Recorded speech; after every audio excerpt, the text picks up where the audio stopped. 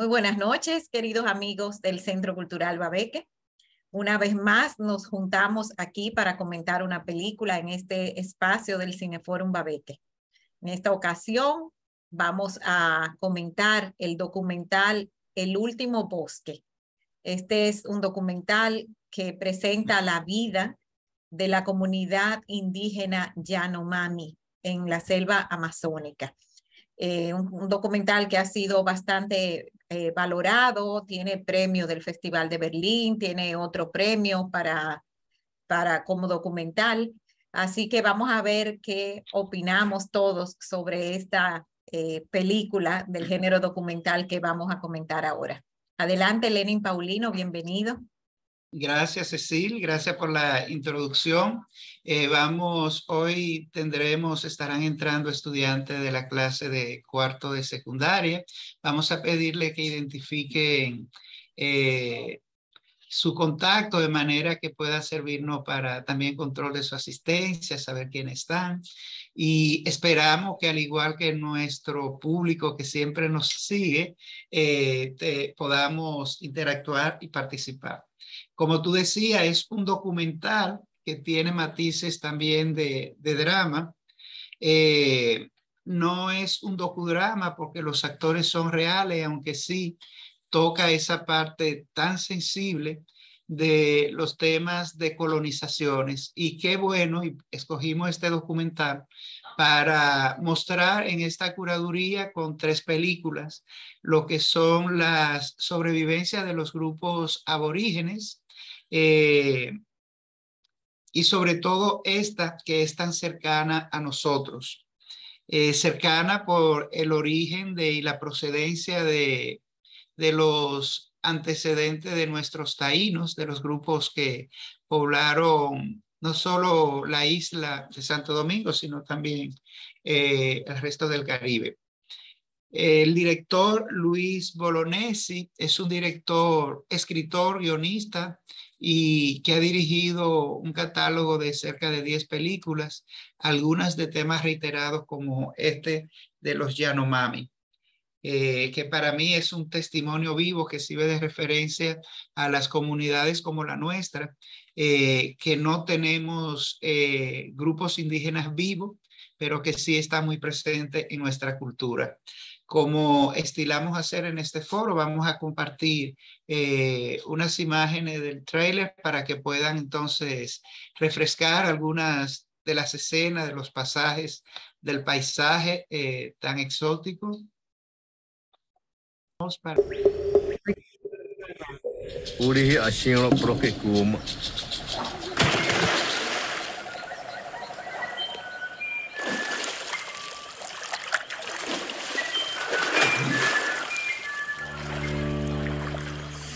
Yanomami yamaku sayo aheto imimaki.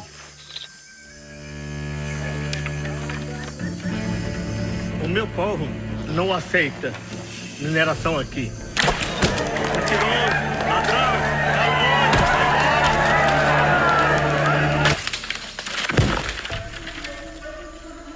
Ahot ulihyo kapo pulio tayo de mahakmamu yang wano aku bohikiom.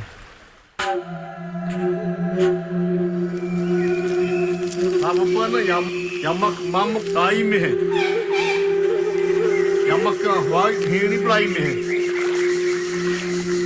Yamak mamuk taime. Yam herdia tu yamakana, komi yamakan yam herdia plag.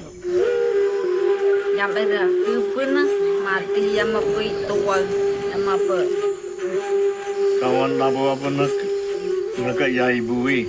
Wanawa beha kona nabo bawa api yau belakang mata. Nabo yai lalu lai beha kami ya walau kedayum. Wata heri maki amabru maiken Yanomami yamaki ore walau hira mamaki. Ihuruk tabi patamai bihioi. Kami ama Davi Copenau Yanomami. Eyata heri ma bihion kahwa maka.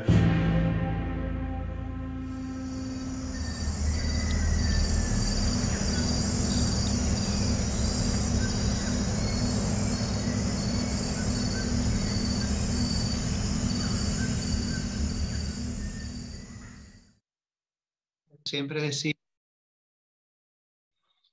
se anima a poner, a romper el hielo, comenzar a poner un hilo que podamos conectar en los comentarios y generar este diálogo.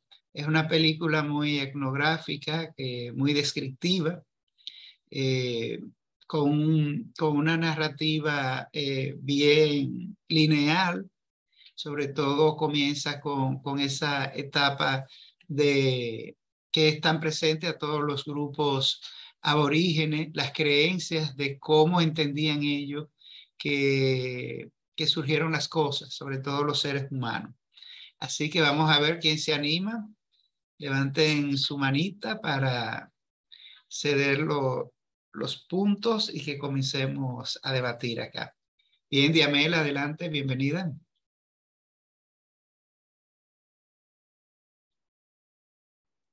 Vamos a esperar. Micrófono. Ya, micrófono, ya sí.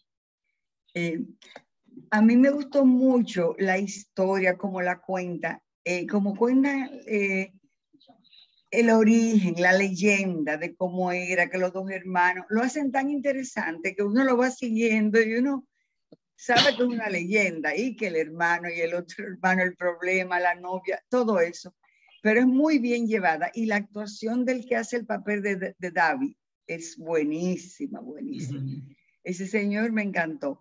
Entonces, mi inquietud es saber si esto es en este momento que se desarrolla, porque se ve que lo están filmando, es un documental, y si realmente es así, porque él estaba bastante avanzado, se comunicaba por radio con el resto de las tribus, iba, y dice al final que él se fue a la universidad, no sé si fue a Yale o a Harvard directamente, y los reciben y todo eso. O sea, realmente eso está pasando en este momento, ¿verdad?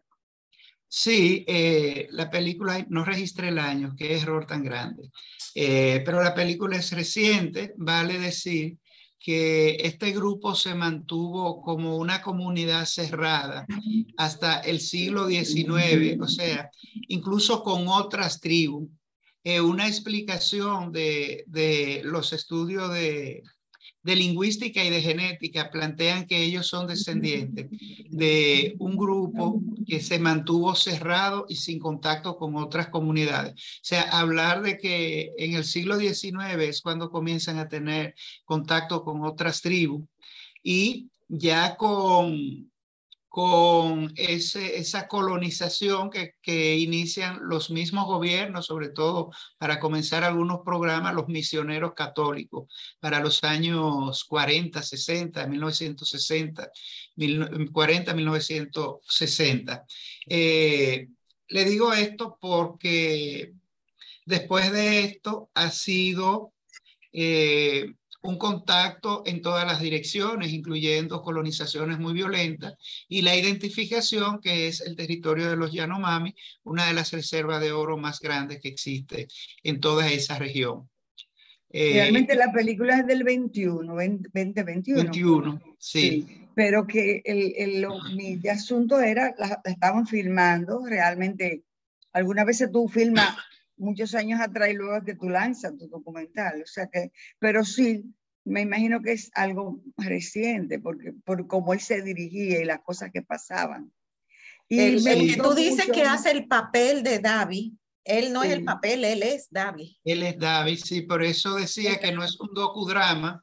Que él hace de su propio papel, o sea, él... Sí, o sea, él no está actuando, en realidad, es la vida normal de ellos. De su propio papel. Sí, o sea, ellos lo que están es dejándose filmar en su vida cotidiana. Y también, como que eso de que haya ido a Oxford, eso que haya ido a Harvard, es entonces real, lo siguieron allá. Sí, sí, es un documental, como dice Cecil, no son actores recreando a personajes reales, son personajes reales y David es un líder comunitario de los Yanomami, vale decir que hay miembros de la comunidad de la tribu Yanomami que estudian en las universidades de Brasil, de Venezuela, que tienen un liderazgo y un activismo. Y eso se remonta a esos años 40, 60 con los misioneros. Y después con las ONG que entran, incluso los censos que se han hecho por parte de los diferentes estados y cómo están delimitados por 2 ríos, que se traduce como el blanco y el negro. ¿Y cuántos Yanomami hay? ¿Tú sabes? Entre todos, para el 2000 habían unos 26,000. En esta parte de Brasil, unos 12,000.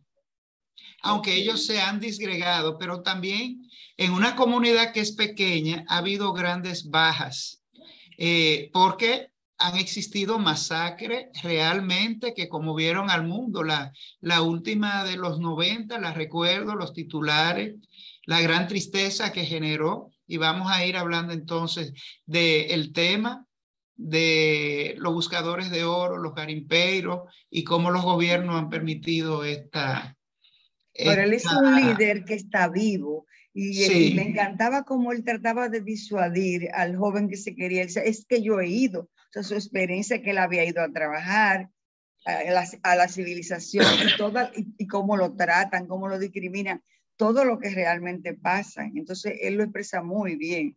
Como aquí estamos libres, nos levantamos si queremos a esta hora.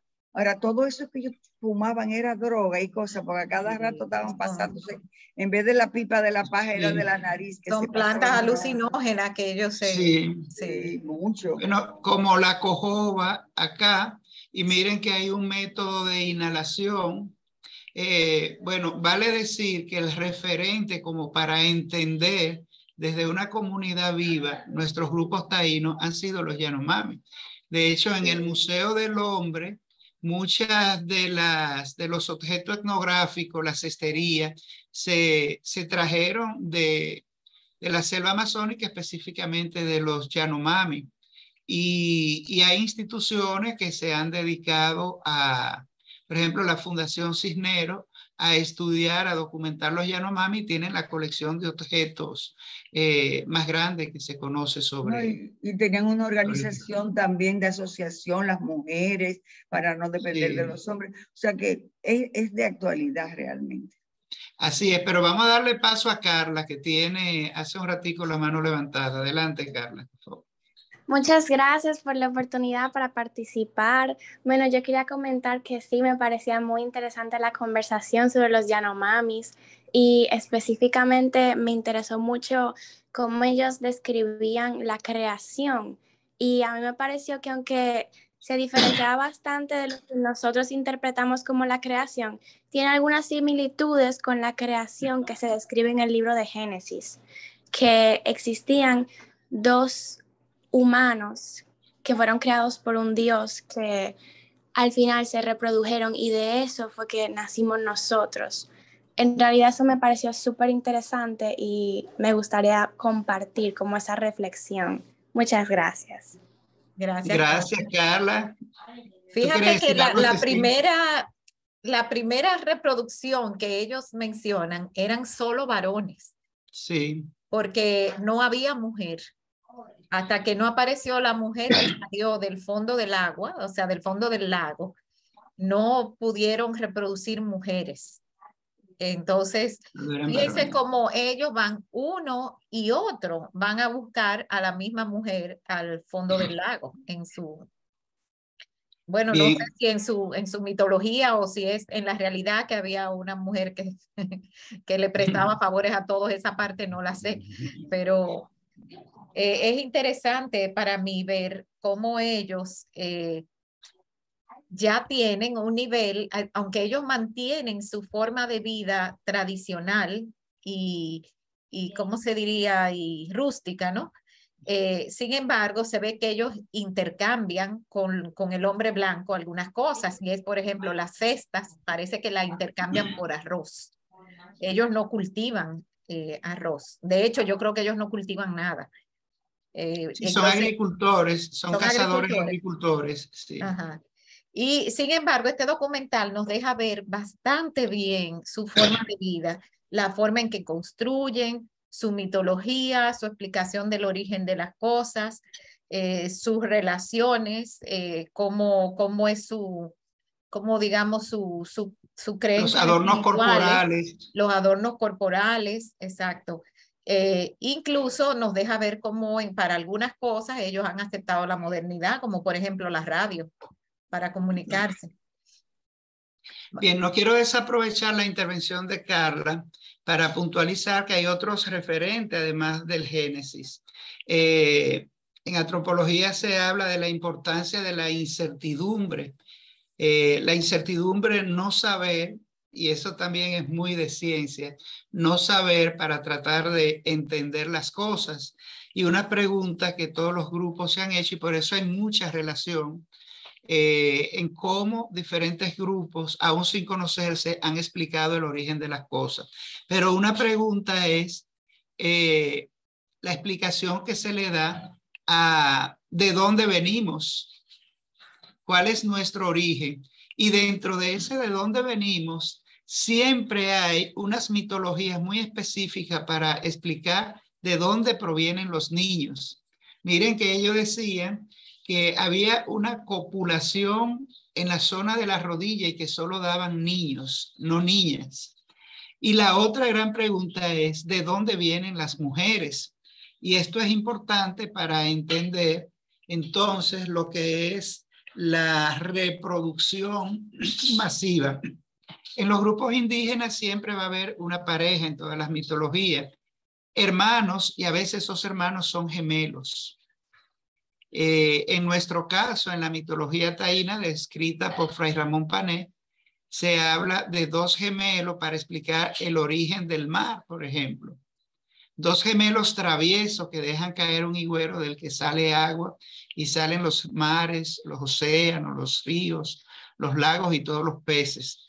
El tema de la mujer en la cultura taína es un pájaro carpintero que le hace un hoyo a una mata de jobo y les genera el sexo con el que después los hombres tienen coito y pueden entonces seguir reproduciendo niños.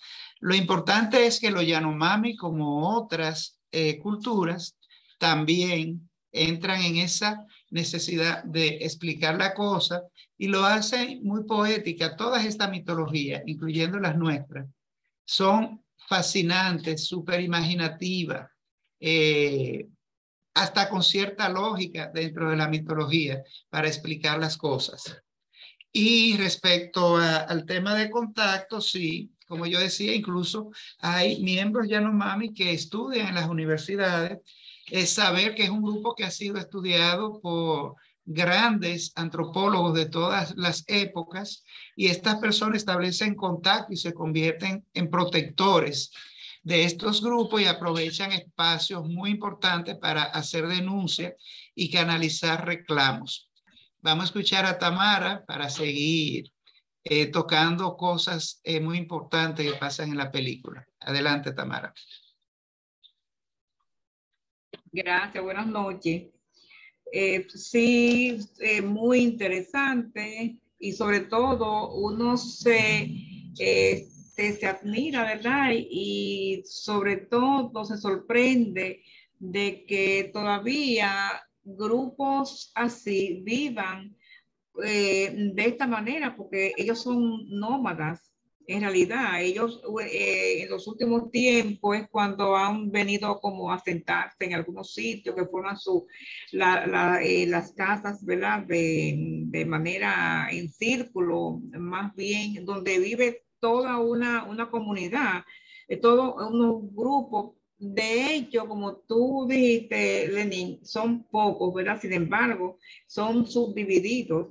Entonces, ellos tienen sus relaciones con ellos mismos, con los primos, con los hijos con los primos, para que la raza se mantenga igual. Ahora, yo me pregunto, siendo así, llevando la misma sangre, ¿verdad? La parte consanguínea, que aquí nosotros, pues cuando eso sucede, generalmente el bebé nace con deformaciones. ¿Cómo poder explicar eso? La otra parte es que también vi que era el grupo étnico más pequeño del mundo, los Yanomamis, y que están entre, como se dijo,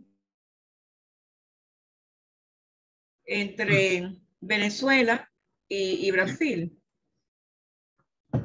Pero ocupa una extensión muy grande de terreno, porque ocupan 192.000 kilómetros entre Venezuela y Brasil. Entonces se dice que en Brasil hay 12.000 y pico. Así es. Lo que están repartidos en 228 comunidades, o sea que 12.000 entre 228 son pequeñas comunidades, aparentemente. Como ellos todavía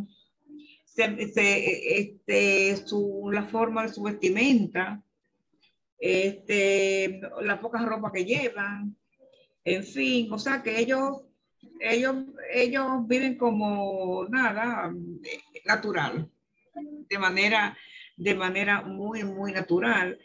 Y esa parte de que siempre salía un varón, nunca salía una hembra, o sea que esa parte mitológica, bonita, como tú describes, Lenín, muy, muy interesante, y que en todas las culturas siempre hay ese tipo de mitología.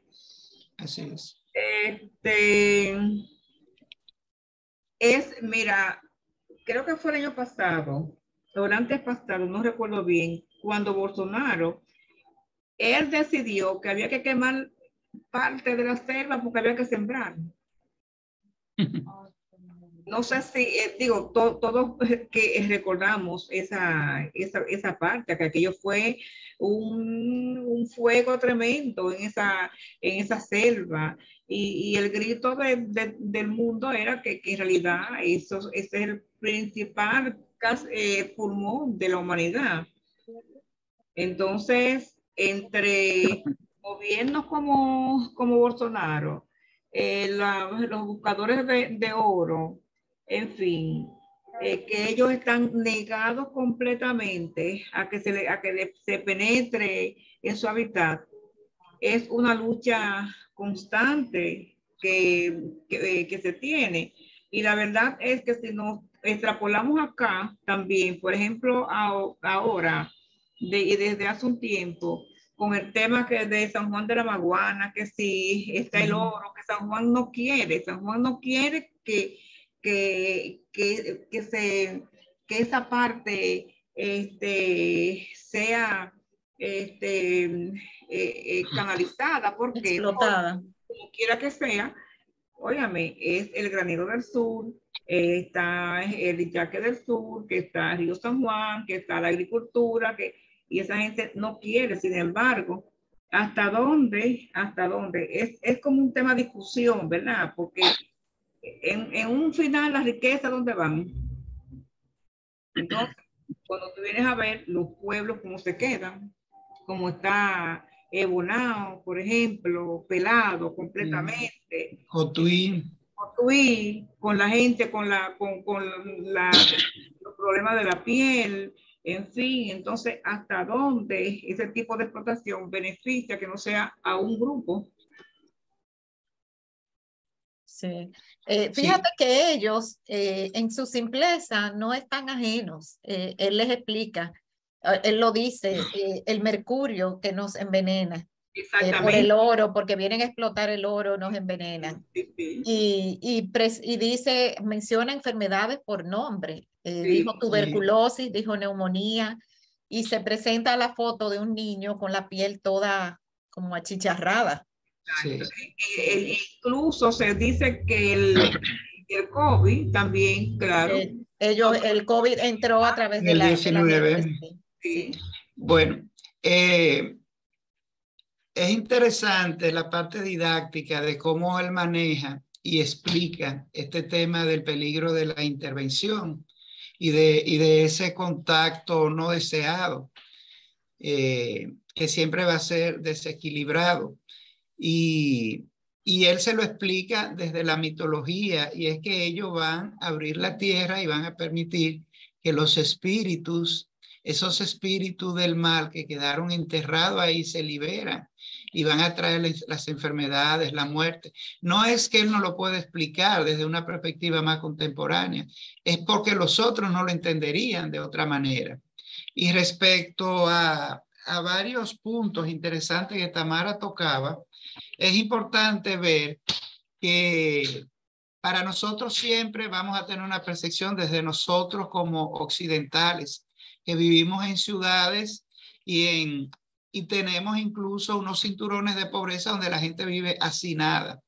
O sea, es una de las comunidades que se ha mantenido y lucha por mantenerse como ha sido por siglos. Y por tanto, mucha tierra no es mucho para ellos, porque es la tierra que, como comienza diciendo, sus antepasados estuvieron cazando antes de que existieran estas ciudades. Igual, recuerdan que esa misma expresión en otro tono se habló en Apocalipsis la semana pasada cuando estuvimos compartiéndola.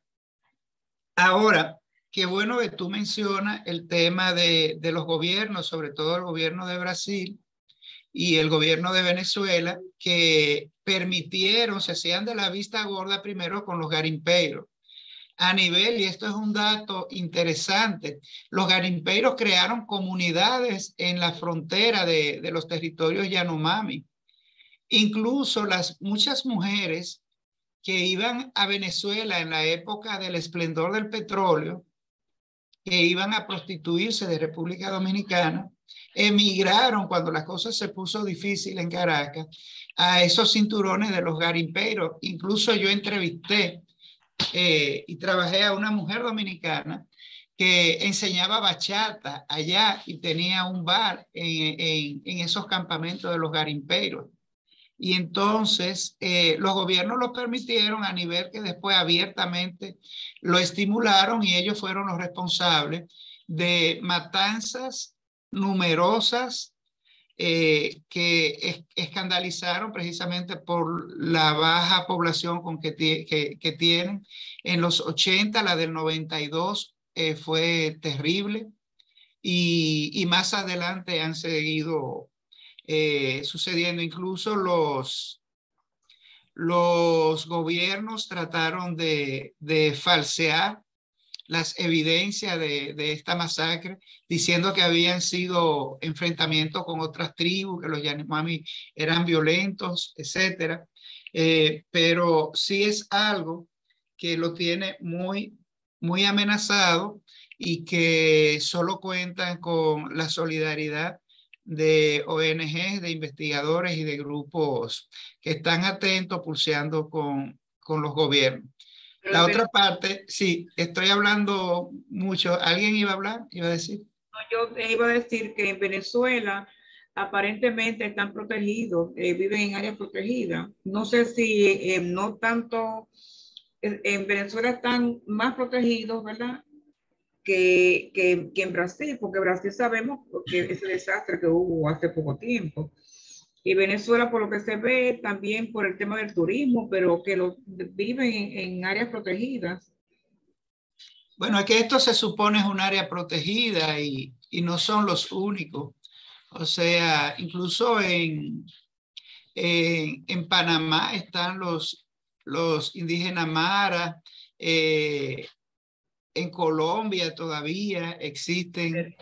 O sea que hay reservas con connotaciones no tan estructuradas como, por ejemplo, la de Estados Unidos y Canadá, por mencionar el contexto de América, pero también lo que pasa en Australia y en sitios donde existen comunidades indígenas todavía, y que ojalá sigan perviviendo con todos los tipos de variables que se dan con los contactos.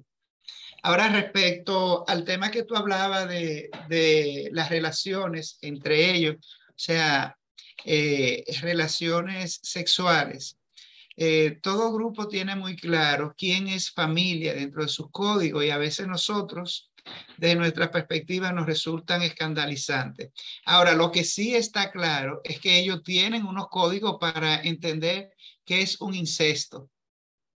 Y cuando él le cuenta de la mitología, de que la muchacha le dice que su hermano tuvo sexo con ella estaba avergonzada, ella estaba dolida, triste. Incluso en antropología se dice que es muy fácil entender cuando hay incesto en una comunidad, sobre todo cuando se refiere a padre e hijo, porque nunca la chica le va a mirar la cara a un padre, a un hermano, a un tío con el que ha tenido relación, porque el peso del incesto es algo que está sancionado en todas las culturas. Ahora, lo que sí se maneja es el tema de los primos. Y existen lo que se llaman los primos paralelos y los primos cruzados. Primos paralelos pueden generar lo que tú hablas de si hay posibilidad de algún tipo de trastorno, de distorsión, cuando se procrea entre primos paralelos. ¿Quiénes son primos paralelos? Los que son hijos de tíos iguales. Por ejemplo, hijos de dos hermanas, o sea, primos procedentes de dos hermanas, son primos paralelos, o de dos hermanos. Ahora, no te oyes decir tú. Lo que aquí se llaman primos hermanos. Primo hermano o primo, ahora si son primos cruzados, pero sí es importante de que todas las comunidades, por primitiva que sean, tienen unos códigos y unos valores internos con lo que se rigen y mantienen la armonía del grupo. Y para mí eso fue una de las partes más dramáticas de la película, ¿verdad? Cuando ella describe lo que pasa con su hermano y distingue en el tipo de relación, cuando le dice él fue abrupto, él no introdujo, o sea, hizo todo muy violento, diferente a ti. Y entonces viene la parte que es una de las sanciones, y hay un libro maravilloso de Malinowski que se llama Crimen y castigo en la sociedad salvaje, los tipos de castigo con los que se penalizan las faltas, que es la expulsión. Expulsar a alguien de la aldea era la sanción más fuerte que incluso el matarlo, o sea, la pena de muerte. Exiliarlo, sacarlo de la comunidad, y ahí ellos a través de la mitología están contándoles una manera, es como la escuela, la parte didáctica, de contar qué pasa si tú haces esto. Exiliarte, sacarte, expulsarte del grupo. Vamos a ver otro de los estudiantes que están acá. Tenemos personas nuevas, Cecil, no sé si se han identificado. Veo, bueno, le he pedido a 2 personas que no están identificadas que se identifiquen y no lo han hecho. Por favor, revisen el chat para que vean a quienes les escribí. No veo ninguna mano levantada todavía. No. Fíjate, con respecto a lo que decía Tamara, de eso de tener relaciones entre miembros de la misma familia. Normalmente esto se evita porque cuando hay algún tipo de malformación genética que viene en un gen recesivo, las probabilidades de que si se concibe con miembros de la misma familia, de que ambos tengan el gen recesivo y al juntarse la malformación se haga evidente. Pero si, por ejemplo, en esa comunidad es una comunidad que no tiene malformaciones, esto no va a resultar en un problema. ¿Entiendes? O sea, habría que ver, por ejemplo, hay comunidades en las que ustedes ven, como ha sucedido aquí, que hay, por ejemplo, muchos albinos, y esos son genes recesivos que porque se han juntado familiares con ¿cómo se dice? Parientes con parientes, ese gen recesivo se hace visible porque se juntan 2. Entonces, si esa comunidad, por ejemplo, es una comunidad sin malformaciones genéticas, no va a haber grandes problemas porque tengan relaciones entre ellos también. Hay una comunidad en el sur, de los hermafroditas, ¿verdad? Hermafroditas, que eso es, bueno, han venido de Estados Unidos, de muchos países, a estudiar esa parte. Porque sí, pero eso perdón, Tamara, le interrumpí. No, sí, continúa. Sí, bueno, pero esto tiene otra explicación que no es genética, sino se entiende externa. Y una variable que se ha identificado son las salinas. Que, por ejemplo, las poblaciones más grandes de hermafroditas que tenemos en el país están en la zona de Salina de Baní y Montecristi. Y en Francia está una de la población más alta a nivel mundial y es en la zona de las Salinas, sobre todo por Bordeaux y esta zona. Por ahí, y a mí me llamó la atención de qué tan presente es en Francia el tema del hermafroditismo, porque en el Louvre, en la sala de las esculturas, hay una sala donde hay escultura hermosísima tocando este tema del hermafroditismo, pero se entiende que estos son elementos exógenos a los temas genéticos diferentes. Diamela. Así es una pregunta y un comentario. Cuando Carla decía que lo del Génesis y eso, a mí me pasó también que pensé fue en Caín y Abel, cuando los dos hermanos como se pelearon, porque realmente fue... Yo nunca le vi tristeza a la muchacha porque a la que salió del lago, porque ella tuvo relaciones con dos hermanos, o sea, pero no fue ahí no fue un asunto de que fue un incesto ni nada de eso, sino que ella tuvo relaciones con los dos hermanos. O sea, yo no veo por qué ella tenía que estar avergonzada. Ella lo que estaba era dolorida porque la maltrató, porque no fue con toda la delicadeza y todo, y por eso el hermano medio lo persiguió y lo hizo irse. O sea, pero no creo que sintieran que él había hecho una cosa mala. Ellos mencionan que él tenía una deformación en el pene. El pene, sí. Y fíjate que cuando el hermano lo encuentra restregándose en una piedra para enderezarse.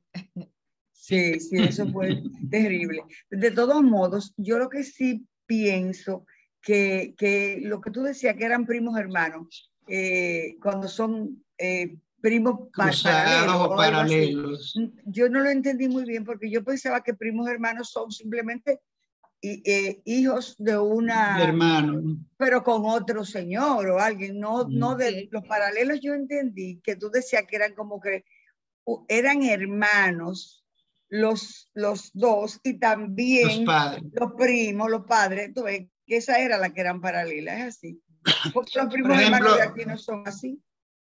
Yo, por ejemplo, soy primo paralelo de mis primos que son hijas de hermanas de mi mamá. Ahora soy primo cruzado de las hijas de los hermanos de mi mamá. Y esas son reglas de parentesco. O sea, los hijos de hermanos que son del mismo sexo, por ejemplo, los hijos de dos hermanas son primos paralelos. Ahora, los hijos de un hermano, una hermana, son primos cruzados. Realmente ese detalle que dice Cecil de los primos hermanos, porque entiendo la única condición para que sean primos hermanos es que sean hijos de dos hermanos, sean cruzados no importa el sexo. No importa el sexo. No importa el sexo de los tíos. Si son primo hermanos, es como la primera generación, que ya entonces vienen los primos segundo y así. Primos terceros y así se va. Pero es bueno saber eso, no sabía lo de los primos paralelos. Muy bien. Sí, es una regla de parentesco que es un área de la antropología sumamente fascinante, que explica quién es familia. Porque incluso hay comunidades donde la filiación no se da por sanguinidad. Por ejemplo, ¿quién es responsable del hijo? A veces un tío. Ahora, ¿de qué parte es el tío? ¿De parte de la madre o es de parte del padre? Ahora, cuando yo me refería al incesto, no era afirmando que ella estaba teniendo el sentimiento de incesto, sino que sentí que había una parte como educativa, didáctica, de contarlo, y que a lo mejor a partir de ahí estaban estableciendo qué era incesto, qué no era incesto en la comunidad. Pero yo entendí que él mismo lo mandó Yo entendí que él mismo lo mandó, o sea, le dijo, pero tú puedes ir, ella está en el fondo del lago, tú la encuentras. Él lo dirigió a que fuera a buscarla. Sí. Sí. Fue el trato más bien que no le gustó, el trato con ella. Sí. Tengo una Estilos diferentes de amar. Bien, Vamos a escuchar a Kenia, Kenia. profe, tiene la mano levantada. Adelante, profe. Gracias por sumarse a este foro. Buenas noches, ¿me escuchan? Sí. Hola, Sí. hola, hola. Muy complacida de estar en este Cineforum. Hace mucho que no participaba en uno. Agradecer por la invitación y darle también la bienvenida a mis estudiantes. Son poquitos, pero ellos son buenos. Por ahí veo a Sael, a Miranda, a Carla, bueno, hola, creo que a Edu. Bueno, pues nada, con relación a lo de los primos, Lenin, no sé cómo se le llame a este caso que conocí de una hermana, a ver, una pareja, ¿verdad? Y la otra pareja eran hermanos entre sí, o sea, yo diría que los hijos entonces son como doblemente primos, porque claro. es Sí. como que la hermana se casó con el hermano y el hermano con la hermana y era como un lío. Y los apellidos entonces eran cruzados. Eso uno conoce parejas así, que son Sí. dos hermanas, por ejemplo, casadas con dos hermanos. Entonces Exacto. entiendo que la consanguinidad de esos hijos de ellos es probablemente más cercana que la de cualquier primo hermano, ¿no? Sí, muy cerrada. Sí. Sí, sin embargo, ahí no actúan, son como arreglos particulares, no actúan ningún elemento de tabú ni de sanción, porque igual conozco casos de el padre y el hijo que se casan con la madre y la hija. Sí, se ha dado el caso. Se ha dado esos casos. Ahora, y yo conozco, mira, un caso de una pareja que el esposo falleció y luego la señora se casó con el hijo de su esposo. Wow, o sea, eso en Santiago fue un escándalo de todo el tamaño porque la persona era directora de escuela, la señora, y se casó con el hijo de su esposo, que era mucho más joven que ella, o sea, para el escándalo sobre todo, no solamente era el hijo de su esposo, sino que podía ser su hijo también en cuanto a la edad. Entonces, pero esas son cosas que se dan. Que es más como por un código de una, qué sé yo, como una ética, vamos a decir, social, familiar, que quizás se ve mal, porque realmente familias no son, pero porque nosotros tenemos el caso muy cercano aquí de mi marido, de unos hermanastros que se casaron, no, pero lo que pasa es que se hicieron hermanastros, o sea, cuando se casaron ambos padres, ellos ya estaban grandecitos y luego declararon esos amores y hoy están casados y tienen una niña. Y eso fue un escándalo también. Y por eso es que esa pregunta es clave. ¿Quién es familia en tal cultura? Sí. Y a partir de definir quién es familia, entonces entender los códigos, porque están las pautas, pero algo que es muy común en todas las comunidades es romper las pautas. O sea, existen las pautas ideales, pero ¿qué hacemos con esas pautas? Y bueno, por ejemplo, el tema de la endogamia, que era lo que Tamara se refería, o sea, grupos cerrados, pero no quiere decir que es hermano con hermana. Quizá hay flexibilidad en esa parte de los primos, porque algo que sí es tabú en todas las comunidades es la relación sexual entre padre e hijo, hermano, hermana. Ahora ya con los primos hay diferentes matices a nivel que aquí en el país nosotros tenemos comunidades que culturalmente son identificadas como personas, como grupos endogámicos cerrados, por muchas razones, sobre todo cuando hay temas de intereses económicos. Es una estrategia para que los bienes no se disgreguen. Eso se hacía también en la realeza, se arreglaban los matrimonios entre primos. Sí. Para que el poder y la riqueza no se expandiera. Y ahí son primos hermanos, o sea, primos hermanos que muchos matrimonios arreglados, así como en la realeza, en comunidades muy cercanas que no vamos a mencionar por si hay alguien vinculado a esas comunidades. Pero mira, mis abuelos sí maternos eran primos hermanos, mis abuelos maternos. Y no creo que por ninguna razón de riqueza y poder. Sino por de amor, por Sí, amor. por amor o por amor, como atracción la o lo que canción. sea. Sí, sí. Iba a hacer un comentario de una amiga, y por qué no importa que se diga de dónde es, porque francamente, Moca en Juan López, ella me dice que ellos en su familia se casaban todos primos con los primos para que no, para conservar la raza, porque ellos eran muy racistas, y entonces ellos se conservaron, su familia se conservó, o Juan López se conservó casándose primo con los primos. Siempre. Bueno, cuando yo estuve en la universidad, siempre los profesores me instaron a que yo hiciera mi tesis sobre una comunidad que hay en San Francisco que se llama la Loma de los Paulinos. Yo soy paulino, pero no soy de esa loma. Una comunidad endogámica cerrada a nivel que todos los fines de semana en esa comunidad había un muerto, porque además las muchachas eran muy hermosas, y cuando entraba una gente enamorada no era la comunidad, era que lo linchaban. Y entonces te frisaste, Lenín. Ahí era la primo. Sí. ¿Aló? ¿Me escuchan? ¿Aló? Ahora sí. Dice Sí, que ahora tengo sí. el internet inestable. ¿No me escuchan? Ok. Sí, se te Bien. escucha. Entonces es interesante. Para esto sirven este tipo de película, conocer a los muchachos que están aquí, los maestros, todos.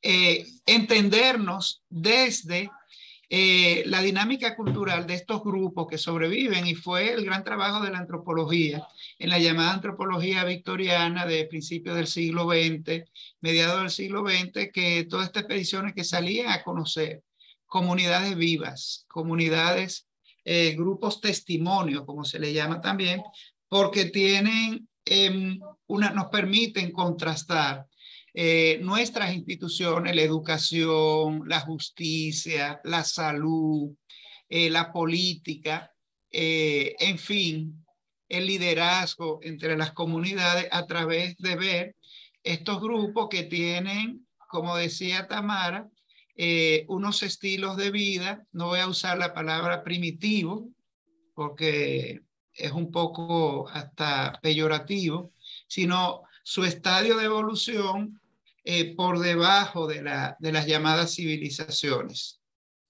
que yo le voy a poner comillas. Bien, Tamara, ¿se le quedó la mano levantada? Pero sí, se me quedó levantada, pero quería también acotar algo.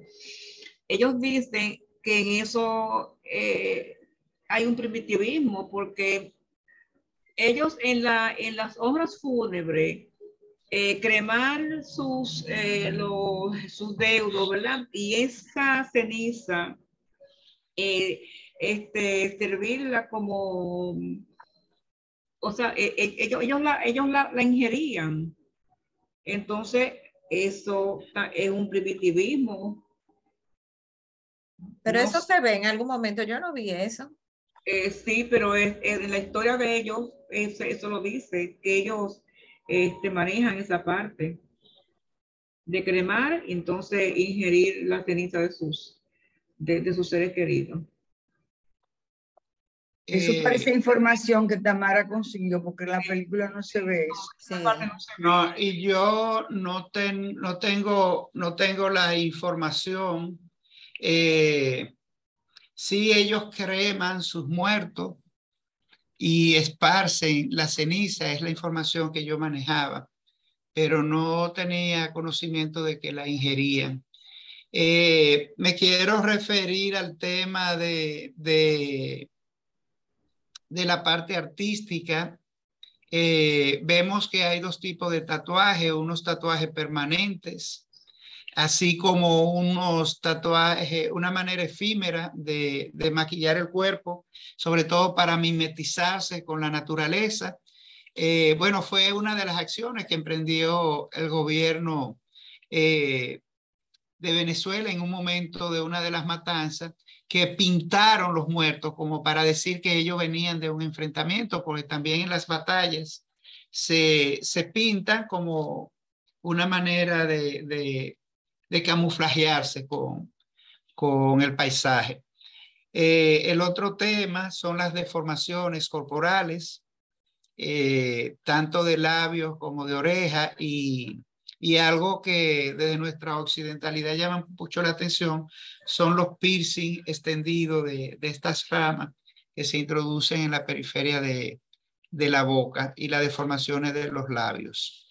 La película lo destaca poco, una pena, porque solo lo insinúa como una manera de sobrevivencia, que es cuando ella dice que a los blancos les encantan sus canastas, y de verdad que son una preciosidad.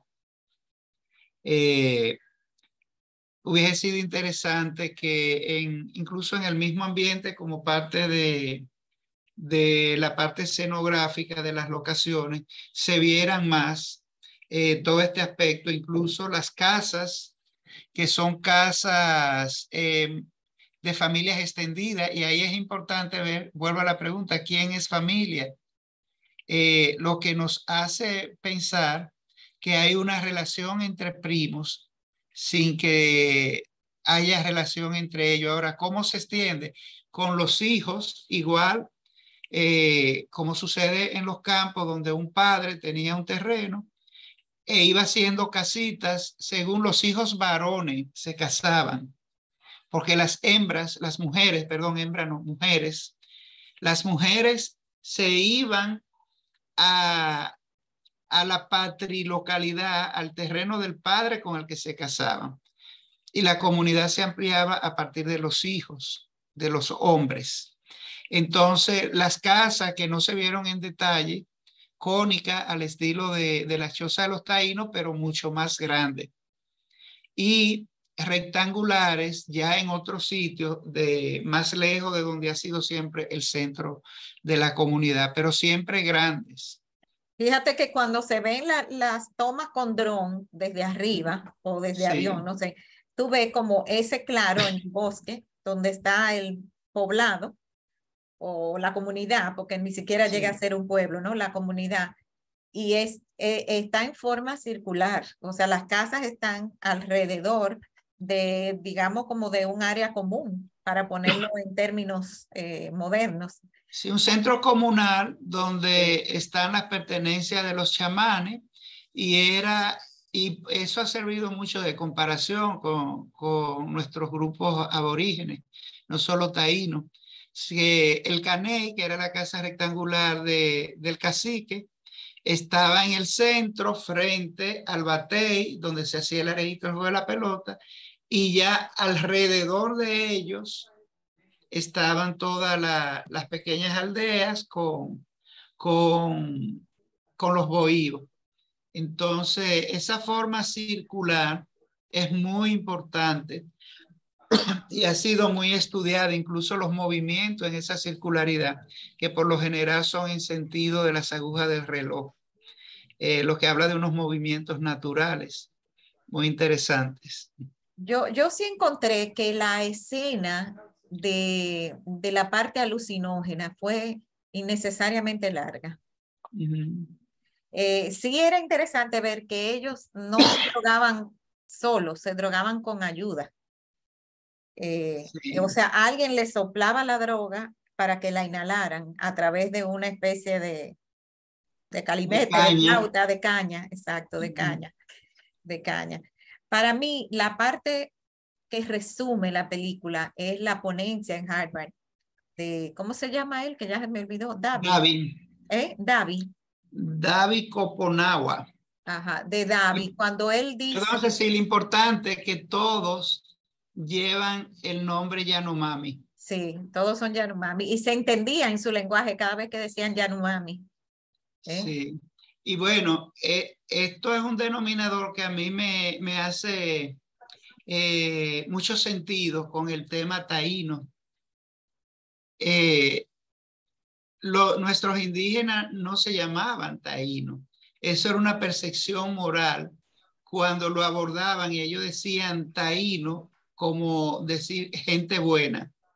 Y Yanomami es la misma perspectiva de un código que generan los antropólogos en el siglo XIX y que quiere decir ser humano entre ellos. O sea, es una percepción de ellos, pero no de autonombrarse, es cómo lo registran, quienes escuchan cómo ellos se refieren a ellos mismos. En el caso de los taínos, gente buena, y en el caso de los Yanomami, seres humanos. Seres humanos, eso es lo que quiere decir, seres humanos. Ajá. Y desde luego ellos crearon, es sumamente interesante la parte de cómo ellos cuidan todo, incluyendo cuando llegan los blancos, ellos no solo le ponen un nombre, sino que lo asocian a un espíritu que ha permitido que ellos lleguen y que es un espíritu de mal. Pero yo entiendo que son condiciones como para asumir una actitud ante esto que llega. Entonces... cuando yo te decía que la parte que me pareció que resume la película es la ponencia en Harvard, es cuando él dice, al hombre blanco no le interesa compartir. No pudiera yo decir las palabras exactas, no, pero él decía, le interesa acumular posesiones materiales, no le interesa compartir. Y me pareció que eso los refleja a ellos también, porque ellos eran totalmente comunitarios. Lo que cazaba uno, se lo comían entre todos. Lo que cocinaba uno, lo cocinaba para todos. Eso, entonces son dos formas muy diferentes de convivir, la que tiene el hombre blanco, como ellos le llaman, con la forma de convivir de los Yanomami. Yo no sé si hay una mano levantada, déjame ver. Queremos escuchar a los jóvenes. No, creo que se le quedó a Tamara. A ver si los muchachos se animan antes de que cerremos este foro. Fíjate, yo estuve viendo en otro grupo étnico también que esa gente maneja computadora, maneja las cámaras tipo Kilvio, una cosa impresionante. El caso es que ellos aceptan que lleguen, que aterricen allá, porque para llegar a ese sitio fue en una avioneta. Entonces ellos fueron filmando desde que la avioneta llegaba y todos lo filmaron. Entonces la persona de un europeo le preguntó que dónde ellos aprendieron. Dice, no, aprendimos por nosotros mismos. Pero ¿cómo aprendieron?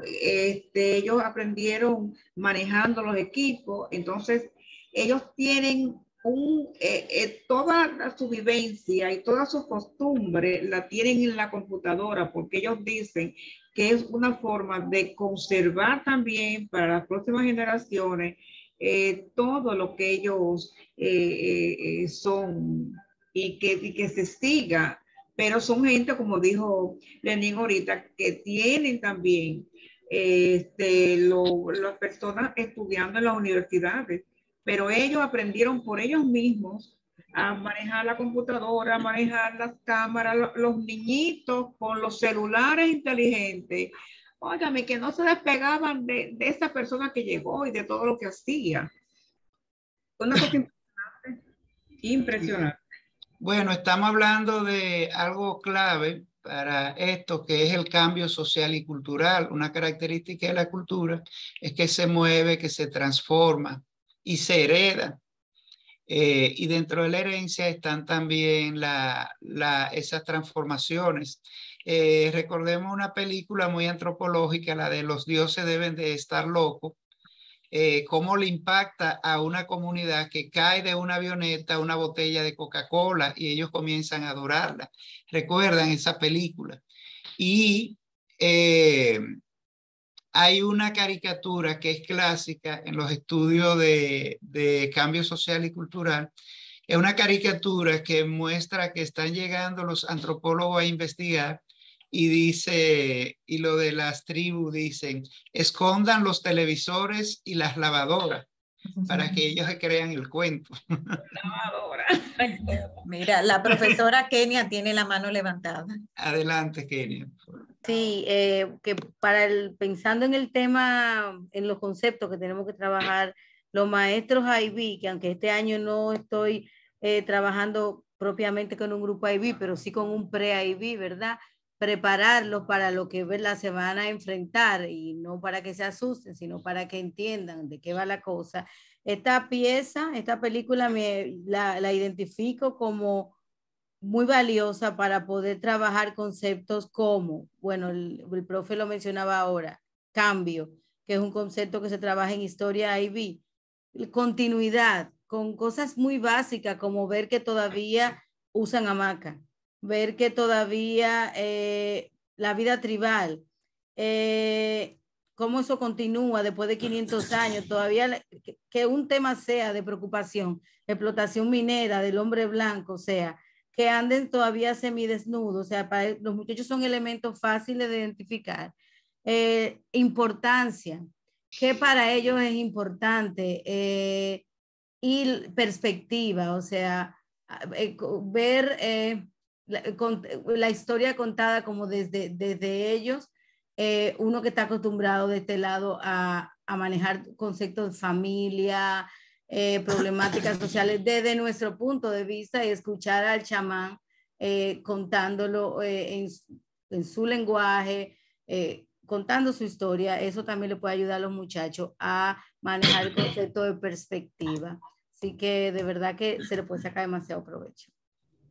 Sí, bueno, una escena que yo me quedé esperando que la ampliaran y es cuando están comiendo una especie de casabe, o sea, etnográficamente, lo que es el bohío, no recuerdo cómo es que ellos lo llaman, no sé si, bueno, están todos los elementos de un bohío taíno, la hamaca, la barbacoa, las piezas en cerámica, en otro estilo, pero en cerámica. El burén, sí, lo que me hizo. Sí, porque lo que él estaba comiendo era el casabe, el bijú, un pedazo de casabe. Yo pensaba que eso era como un concón, entendí yo, porque yo lo que vi que ella estaba preparando antes era un arroz, limpiando un arroz, entendí yo. Okay. Era, Cecilia, como la yuca guayada, yo pienso. Como la yuca guayada. Sí, a mí me pareció el casabe y el pedazo y un poco como hablaba del fuego y el calor. Pero sí, en este caso, ellos son de lo que se ha llamado una división, más que culinaria botánica, de división de los grupos aborígenes, lo de la cultura de la yuca y lo de la cultura del maíz.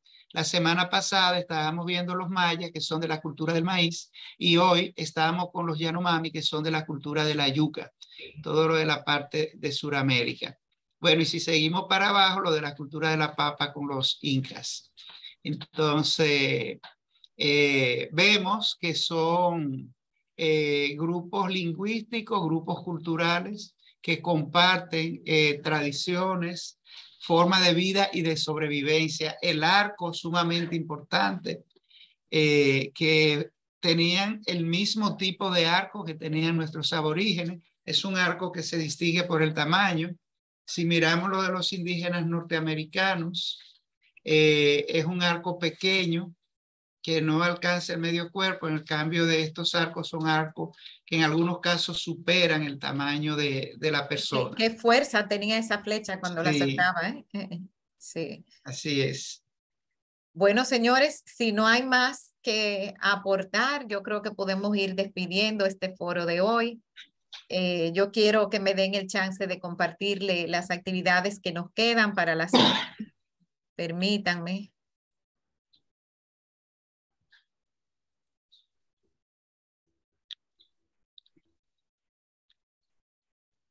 Bien.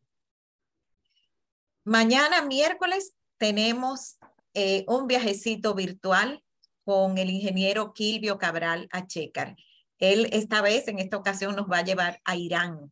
lo llamó así, Irán, la antigua Persia. Irán es un país que ahora está en los periódicos todos estos días debido a las protestas que han hecho las mujeres por muchos motivos y las muertes que han ocurrido por esas protestas. Pero también Kilvio nos va a señalar cómo Irán es la cuna de la civilización persa, del imperio persa, y todas las bellezas y lo interesante que es el turismo en Irán. Así que mañana a las 8 de la noche por Zoom podemos encontrarnos para conocer este hermoso país. Y el jueves nosotros inauguramos una exposición del gran pintor dominicano Silvano Lora en nuestra Galería de Arte del Centro Cultural Babeque. Esto va a ser a las 7 de la noche. Vamos a tener aquí obras importantes que se nos han prestado de colecciones privadas, pero también vamos a tener obras a la venta y cuyo beneficio va a ser para aplicarlo a mejoras en el taller público Silvano Lora, que está necesitado de acondicionamiento. Entonces, esto va a ser el jueves a las 7 de la noche, va a estar abierta por un mes. La pueden visitar en días de semana de 8 de la mañana a 5 de la tarde. Y como siempre, me gusta siempre adelantarles la próxima película para que los que quieran irla viendo, pues nos vamos por la misma temática de ahora, son la temática indígena, y vamos a ver El abrazo de la serpiente. Esta película es una producción argentina, corrígeme Lenín, es de colombiana. 3 países. Colombiana, son 3 países y cuenta una historia verídica entre la relación entre un indígena y un explorador. Entonces, esta la pueden ir viendo, está disponible en YouTube. Tienen que buscarla así, El abrazo de la serpiente, película completa en español. Y cuando nosotros les enviemos el correo, pues ahí estará el enlace donde lo pueden entrar directamente. Como siempre, el Cineforum a las 7:30. Y como siempre, esta y otras reuniones que hacemos por Zoom va a quedar grabada en nuestro canal del Centro Cultural Babeque, que lo pueden ver en otra ocasión o lo pueden recomendar para que otra persona lo vea. Así que de parte nuestra por esta noche, no nos queda más que agradecerles su presencia. Agradecerle a Lenín la conducción de este foro y la escogencia del documental. Así que, y chicos, muy contenta de contar con su presencia esta noche, con la presencia de la profesora Kenia, que se repita en el futuro, que sepan que estos foros están abiertos a que ustedes los disfruten también como los demás que ya son asiduos a ellos. Muy buenas noches. Gracias. Buenas noches, muchas gracias. Buenas noches. Buenas noches. Nos vemos el martes. Buenas si noches. quieren. Gracias, bye. Muchísimo, aprendimos mucho de esas culturas, ¿verdad? Porque son varios grupos. Aprendimos bárbaramente, así que muchas gracias. Muchas gracias. Buenas noches. Buenas. Buenas noches.